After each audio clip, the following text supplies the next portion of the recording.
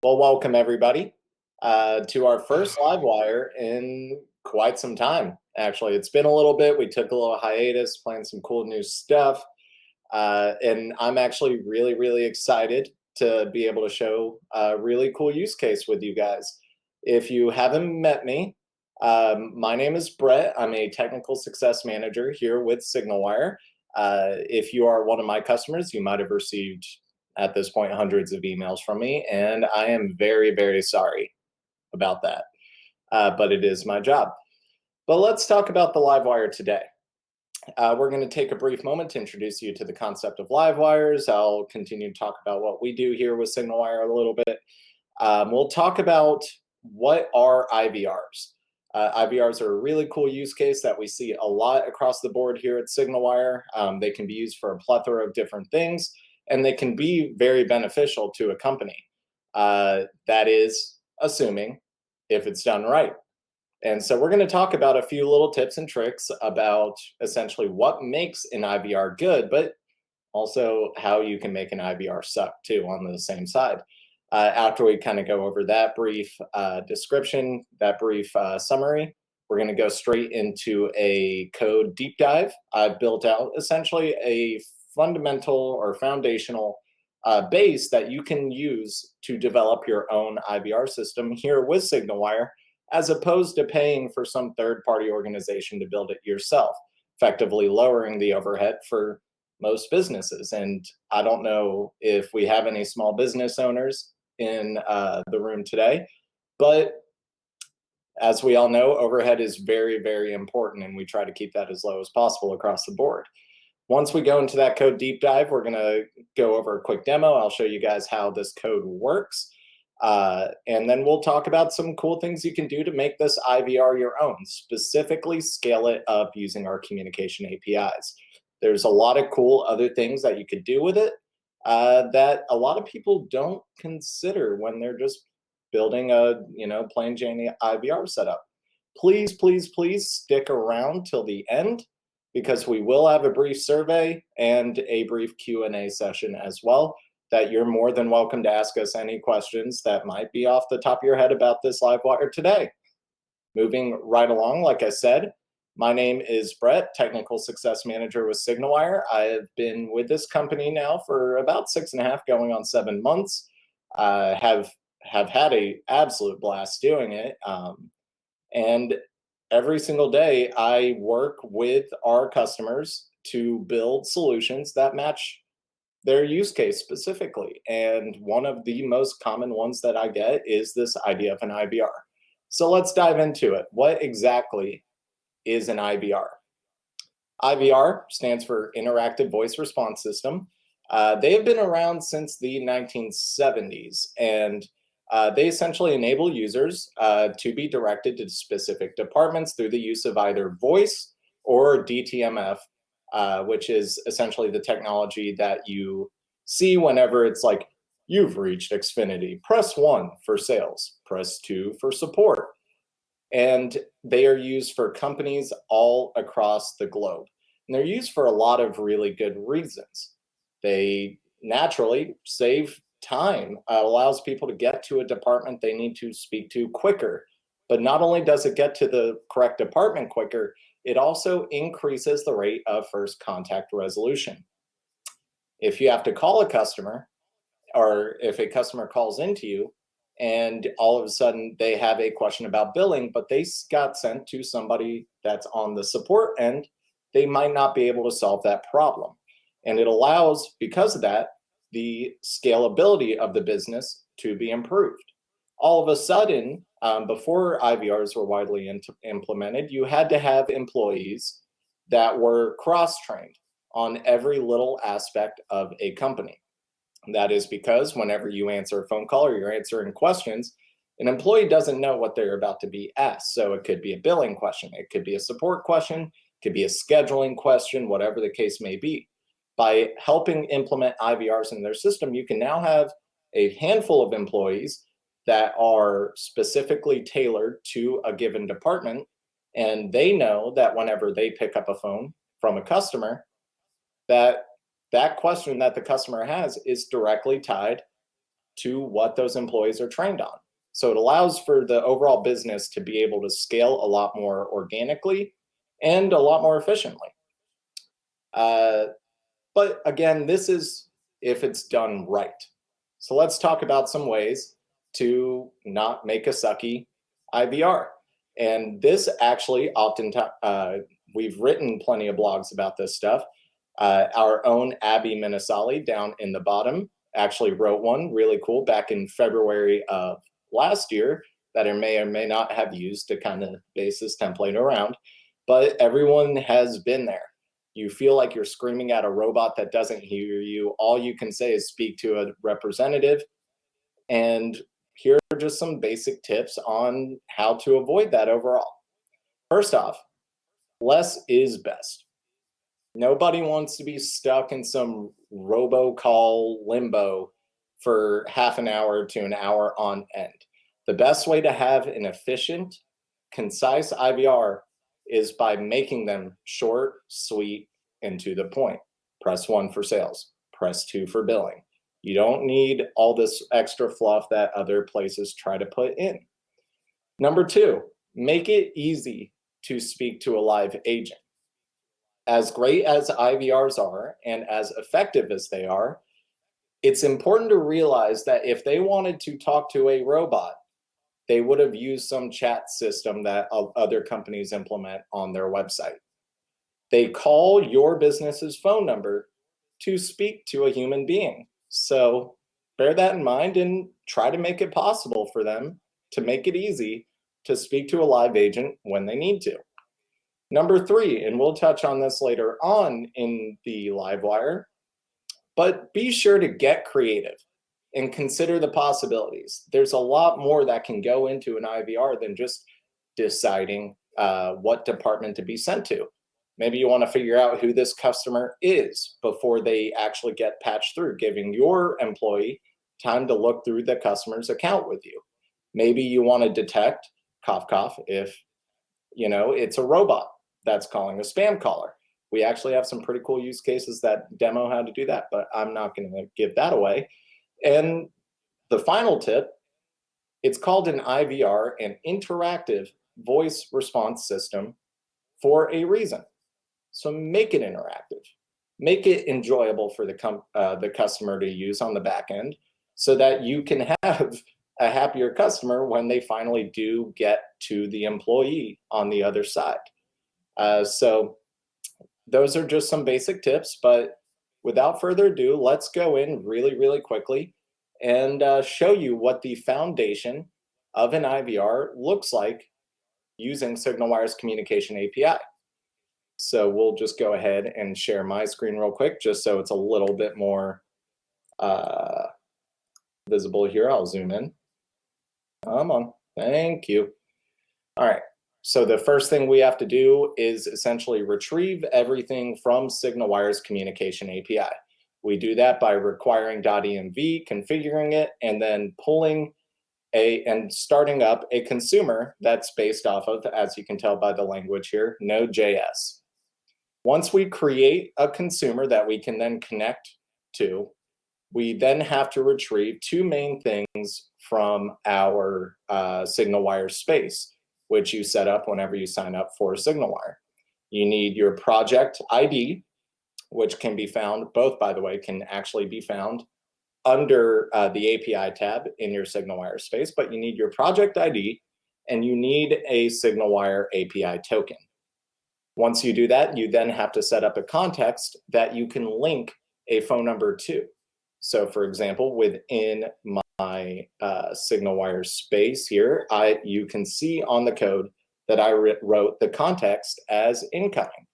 So now within my SignalWire space, I'll just see if I can drag this over without breaking my computer. There we go.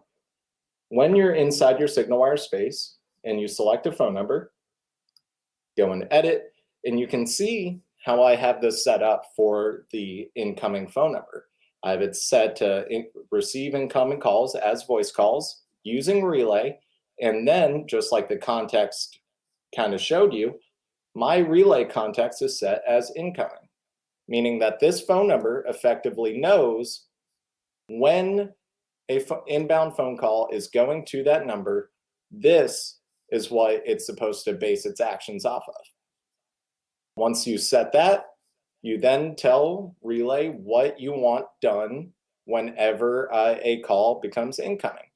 In this case, I am, and most of us here with SignalWire, if you were hanging out before we got started, you would know that we are big geeks. We throw out the words Star Trek and Star Wars a lot.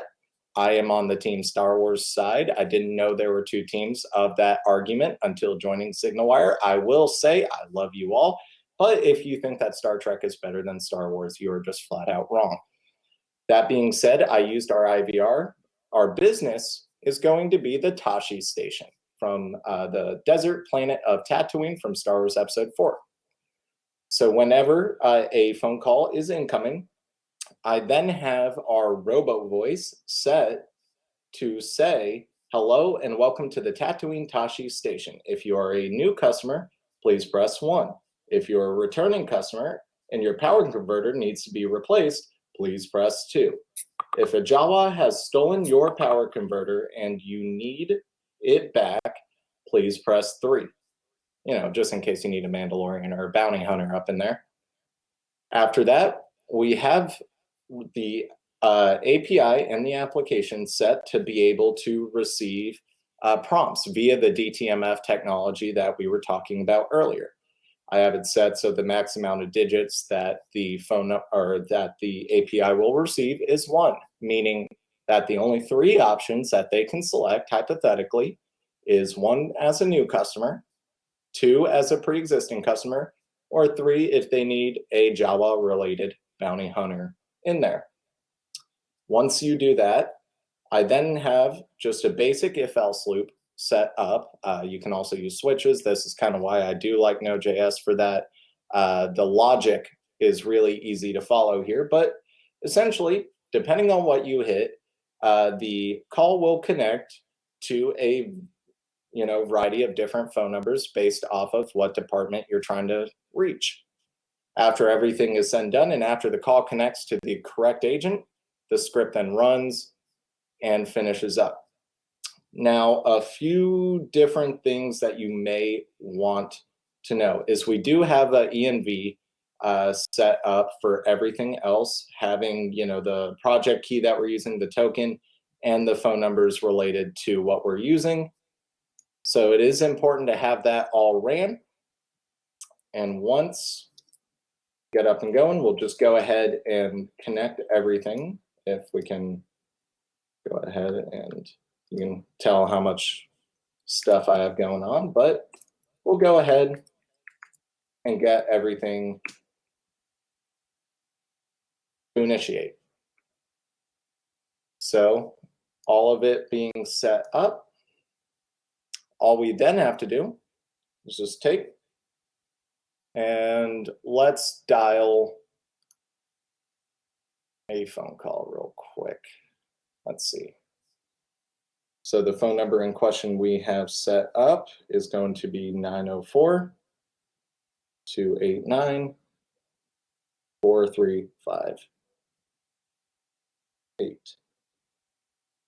And I was going to try a new different application out to try and route this audio through Cantina and SignalWire events, but fortunately couldn't get that ran in time. So we're going to see how well this works out. Hello and welcome to the Tatooine station.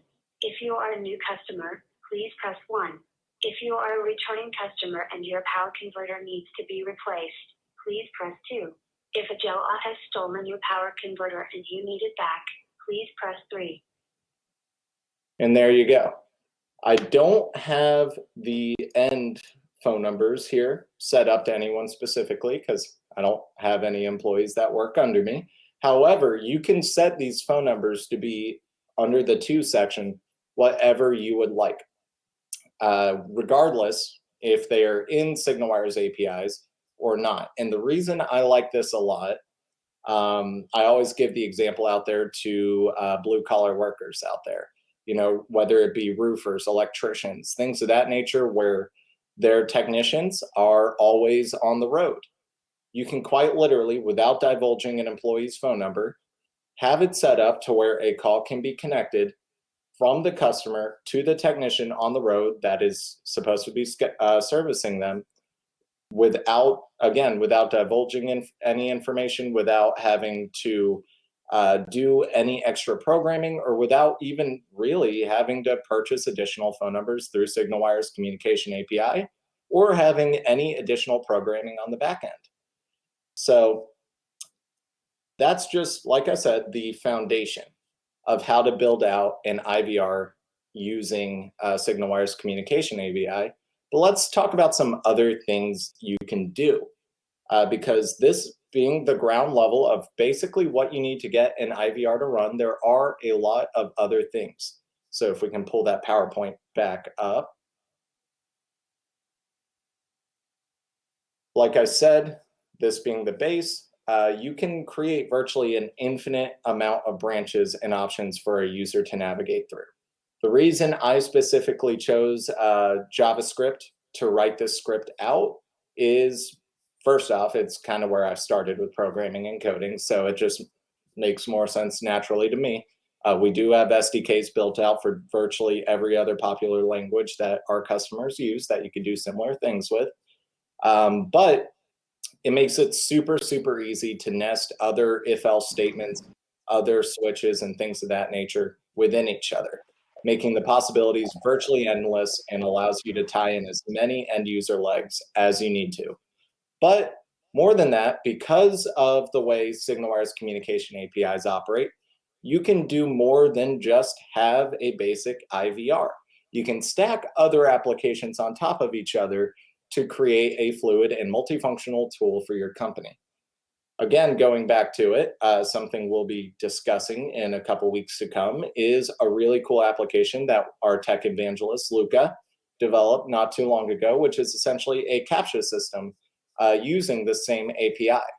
You can stack both the CAPTCHA system and the IVR on top of each other to not only use an IVR the way it's designed to be used, but also have an incoming phone number or incoming call be screened to make sure it is not a spammer before going in.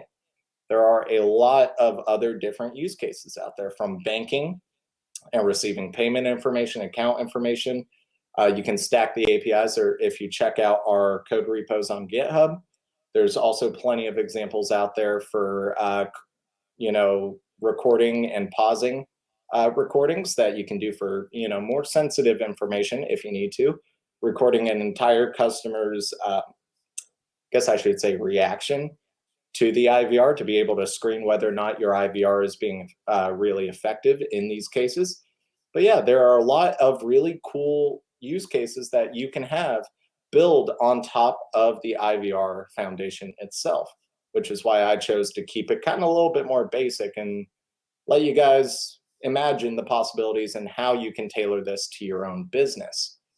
But that being said, I would love to hear some feedback from you guys. As I said earlier, if anybody has any questions whatsoever for myself or the rest of the SignalWire team, there is a little raise hand button at the bottom of your screen. Yeah, absolutely. Let's see. Greg, you have a question? Yeah, is all of the IVR DTMF based, or what are the capabilities that you have on voice side? And to follow that up, is this something I can use for, or do you have an integration with anybody that does like conversational AI? We're looking to build an application that accepts payments from consumers, and I want something that is going to be ergonomics are going to be key to it, because otherwise, why make the payment, right? We'll talk to a human. Absolutely. Thanks for that question, by the way. But absolutely. The example I gave was DTMF, just to kind of keep it simple. I was trying to tailor an application that virtually everybody, no matter what their experience level of coding, was capable of. But yes, we have full voice control functionality over the IVR as well. Our documentation kind of goes over that a little bit. I can even send you a link to it if you would like. As far as conversational AI is concerned, that is another thing we are 100% fully integrable on. And I believe, if I'm not mistaken, even in our GitHub repo for use cases, we have something that you might want to look into there. But yeah, we are fully integrable with conversational AI as well. I'll have to pull up some links and send that to you if you wouldn't mind. Is it okay if I email you afterwards and get you some information sent over to you? Absolutely. But yeah, And do you know who you use for a partner on conversational stuff? so as far as third-party partners are concerned, I am not 100% certain off the top of my head, unless anybody else does, but I will have to look into that. I don't know if we have any specific third-party partners, but I can definitely ask up with you. It's Dialogflow actually. Oh, and you can, there's documentation on that within our portal, but you can also just look at the Dialogflow tab within your SignalWire space to get that started. Thank you. Yeah. I'll ask another question. Yeah, absolutely. Feel free. How about like reporting behind this stuff? For example, I want to know who pressed 1, pressed 2, pressed 3 type of thing, and from a quantity perspective, are those things that I can pull out of your API or? So we have a variety of different APIs that are capable of a variety of different things. As far as reporting, we do have another API outside of our communication API that might be a better suit for you, given that. But yes, reporting and pulling up statistics based off of who hits what, how many times, is 100% a capability within our APIs as a whole. Again, I will send you some more follow-up documentation on that stuff as well. That goes a little bit into, a little bit more depth for that. And last question, then I'll leave you alone, I promise. What's the best path to work with you guys in terms of if I've got a set of requirements that I want to run by? Do you have like technical consultant that we sit down with and we can go through, design the app and say, hey, this is what we're trying to build, this is what we're looking for? Yeah, absolutely. Hi, welcome to SignalWire. My name is Brett. I'm a technical success specialist. Not just myself and my team. We have a full-fledged support group or support team that is more than happy to walk you through it. However, our side of the business with the technical success department here, both Cassie and John are down below, my colleagues, is doing exactly that.